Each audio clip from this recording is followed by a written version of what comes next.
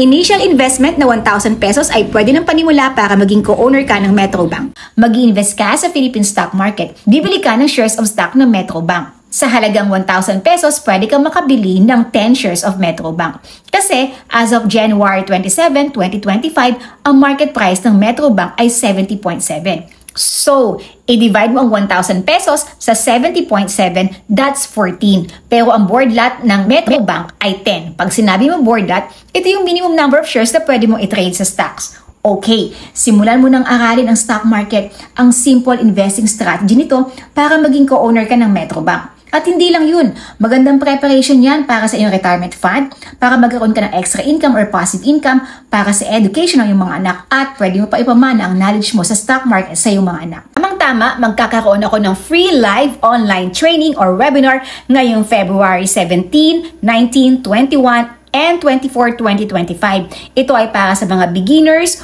or zero knowledge or little knowledge sa Philippine stock market. Ang ituturo ko dito ay kung paano ka kumita sa dividend investing, long-term investing, or short-term trading sa Philippine stock market. So, pili ka sa tatlo na to. Asahan kung attendance mo, online po ito. Ilalagay ko yung link dito at sa comment section, mag-register ka na.